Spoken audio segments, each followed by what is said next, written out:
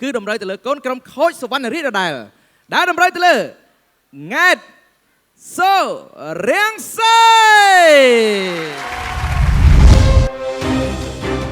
ង៉ែតសូរៀងសៃជាបេក្ខនារីមកពីរាជធានីភ្នំពេញតើរបៀងអ្នកទាំងពីរមួយរូបណាដែលខូចសវណ្ណរីជ្រើសរើសទៅកាន់វគ្គបន្តរៀងសៃខ្ញុំពិតជារីករាយសម្រាប់ឱកាសពិសេសមួយដែលខូចរបស់ខ្ញុំបានផ្ដល់ឲ្យខ្ញុំរៀងសៃជាបេក្ខនារីម្នាក់ដែលមានភាពជឿជាក់រាល់ពេលច្រៀងលើឆាកដ៏អស្ចារ្យខ្ញុំពិតជាសប្បាយរីករាយដែលគាត់អាចច្រៀងបានយ៉ាងល្អហើយគាត់ឆ្លាតហើយពូកែទៀតចម្រៀងដែលខ្ញុំត្រូវច្រៀងក្នុងរាត្រីនេះវាពិរោះមួយបែបវាស្ដាប់ទៅផប់លាយជាមួយនឹងបែបរកធំមុនណាមានជាតិអ៊ឺនៅក្នុងនឹងច្រើនហ្នឹងហើយវាមានគ្រប់រសជាតិទាំងអស់នៅក្នុងនឹងបាទតែមិញហ្នឹងកសិធ្វើបានល្អឥឡូវយល់ហើយបងសូមម្ដងទៀតណាបងចា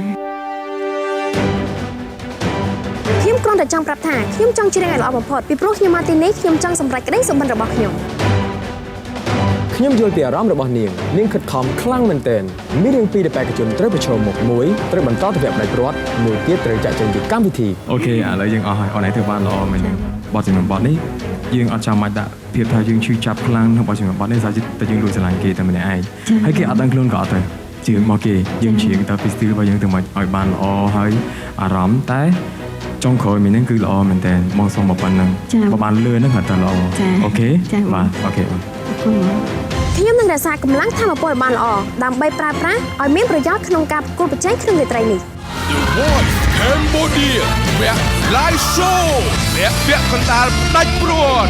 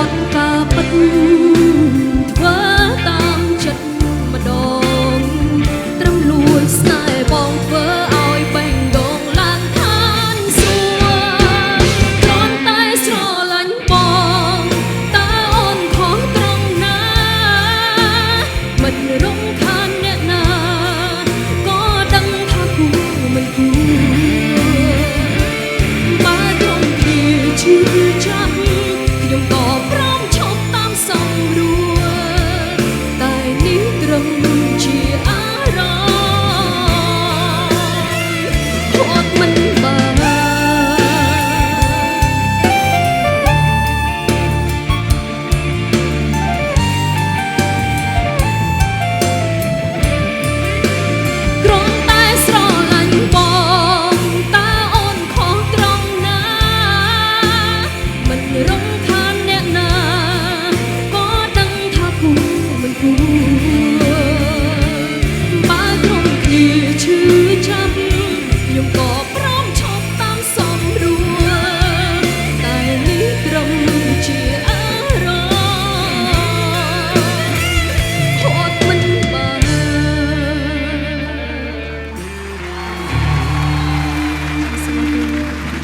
បានអរគុណអូមិនធម្មតា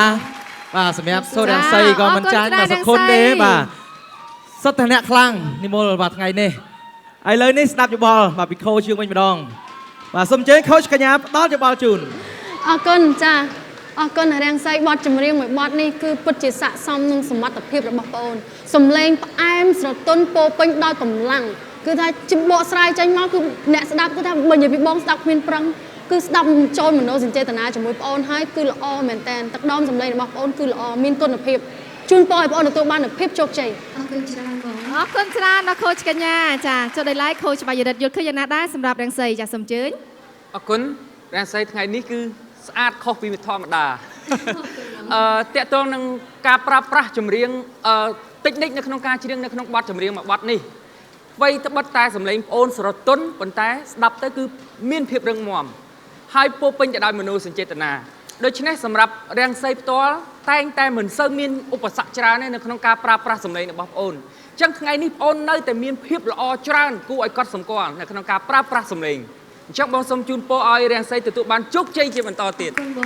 បាទសូមអរគុណបាទបន្តសូមនិយាយខូចសុភា អរគុណ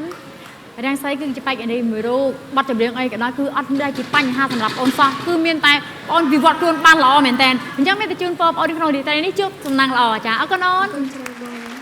អរគុណឆ្លាឥឡូវដល់ពេលវេលាពិសេសចាតកតងជាមួយនឹងការសរសើរពីខូចរបស់យើងទាំង3ចាដោយឡែកខូចសវណ្ណរាជយកឃើញយ៉ាងណាដែរសម្រាប់សមត្ថភាពបៃខណ្ឌរីចាសូមអញ្ជើញ អរគុណដល់ខូចទាំង3ដែលបានផ្ដល់ជាយោបល់ល្អៗដល់រាំងសីតែងតែផ្ដល់នូវភាពជឿជាក់ក៏ដូចជាស្នាមញញឹមដល់បងជាក់ស្ដែងផ្ទាល់រាល់សប្តាហ៍ទាំងអស់គ្រប់វិញ្ញាសាដែលយើងដាក់ទៅបងអូនតែងតែធ្វើបានល្អហើយមិនមែននិយាយថាទេឧបសគ្គទី2ក៏ដោយក៏បងអូននៅតែព្យាយាមខំធ្វើយ៉ាងម៉េចអត់ឲ្យបងអស់សង្ឃឹមតែបងជឿរឿងបងអូនបានមកដល់វគ្គនេះហើយសង្ឃឹមថានៅក្នុងយប់នេះបេក្ខជននឹងមិនមើលរំលងពីផៃកណ្ឌរីម្នាក់នេះដើម្បីឲ្យផ្ញើសារដល់គាត់ដើម្បីឲ្យគាត់អាចបន្តទៅវគ្គរបស់យើងជាបន្តទៀតអរគុណអូនជូនពរបាទអរគុណបាទសូមអរគុណដល់ខូចទាំង4រូបដែលបានផ្ដល់យោបល់បាទអញ្ចឹងកុំតន់អាននៅនេះឲ្យគេឃើញមុខបន្តិចសូមប្រកាសលេខកូដសិនចារួចរត់ទៅនៅប្រជុំទៀតណាបាទដូច្នេះសូមជម្រាបជូនថាបេក្ខនារីង៉ែតសូរាំងសីគឺមានលេខកូដសម្គាល់លេខ8ដូច្នេះសូមកុំភ្លេចបោះឆ្នោតបើសិនជាពេញចិត្តនៅសមត្ថភាពរបស់បេក្ខនារីង៉ែតសូរាំងសីចាអរគុណច្រើនរាំងសីជូនពរសំណាងល្អចាអរគុណច្រើនអូនសូមជូនពរណារាំងសីប្រិយមិត្តទូរទស្សនិកជនជាទីមេត្រីឥឡូវនេះយើងខ្ញុំទាំងពីរនាក់សូមអនុញ្ញាតជម្រាបជូនតកតងជាមួយនឹងលេខកូដសម្គាល់បេក្ខជនដែលជាកូនក្រុមរបស់ខូចសវណ្ណរាជដែលទើបតែបកស្រាយបទចម្រៀងរួចរាល់បេក្ខជនខីសុខុនលេខកូដសម្គាល់ខ្លួនរបស់គាត់គឺលេខ7បេក្ខនារីង៉ែតសូរាំងសីមានលេខកូដសម្គាល់លេខ8ដូច្នេះសម្រាប់ការបោះឆ្នោតជូនកូនក្រុមខូចសវណ្ណរាជនៅក្នុងជុំទី1ប្រព័ន្ធទូរស័ព្ទសូមចាប់ផ្ដើមចាអរគុណច្រើនឥឡូវនេះចង់ដឹងអារម្មណ៍របស់បេក្ខជនបេក្ខនារីដែលជាកូនក្រុមរបស់ខូចសវណ្ណរាជចាអារម្មណ៍យ៉ាងណាដែរបន្ទាប់ពីបកស្រាយបទចម្រៀងរួចរាល់សូមទុកតួនាទីនេះជូនទៅដល់លោកវិសាលនៅបន្ទប់ Red Room បាទសូមអរគុណដល់និមលបាទនិងលោកវិបុលនៅក្នុង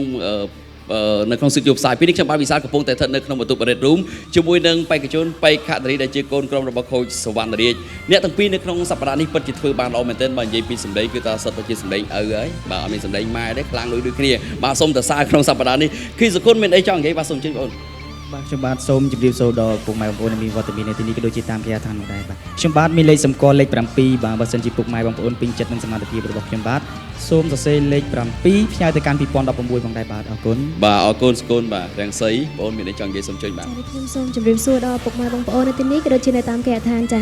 នាងខ្ញុំឈ្មោះង៉ែតសូរាំងសីដែលមានស្លាកលេខសម្គាល់លេខ8បើសិនជាបងប្អូនពេញចិត្តនឹងឆ្លាញ់គ្រប់គ្រងរូបនាងខ្ញុំសូមសរសេរលេខ8និងផ្ញើទៅកាន់លេខ2016បាទសូមអរគុណដល់អ្នកទាំងពីរថ្ងៃនេះបាទសូមឲ្យទទួលបាននូវជោគជ័យបាទនៅក្នុងសប្តាហ៍នេះពុកម៉ែបងប្អូននេះក៏បានឃើញហើយវត្តមានរបស់អ្នកទាំងពីរបានធ្វើឲ្យប្រិយមិត្តទូទាំងជនទូទាំងប្រជាជនកម្ពុជាកំពុងតែពិបាកក្នុងការសម្រេចចិត្តតើបេក្ខជនឬក៏បេក្ខនារីដែលឆ្លងទៅកាន់វគ្គ Final ជាបន្តទៀតពេលនេះខ្ញុំបាទសូមផ្ដល់នីតិជាបន្តទៅដល់លោកវិបុលនិងនិមន្តនៅក្នុងសិទ្ធិយោផ្សាយជាបន្តទៀតបាទចាអរគុណច្រើនលោកវិសាលចាបាទលោកវិសាលបញ្ជាក់ជូនចេះបាទសម្រាប់បេក្ខនារីនៅក្នុងសប្តាហ៍នេះគឺសុទ្ធតែជាសម្លេងឪហើយបេក្ខជនសុទ្ធតែជាសម្លេងម៉ែបាទគាត់ចង់និយាយថាខ្លាំងបាទអញ្ចឹងបើសិនជាចង់ឲ្យបេក្ខជនបេក្ខនារីរូបណាអាចបន្ត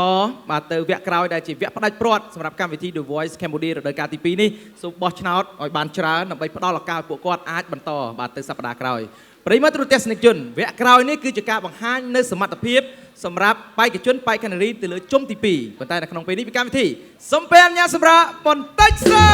ន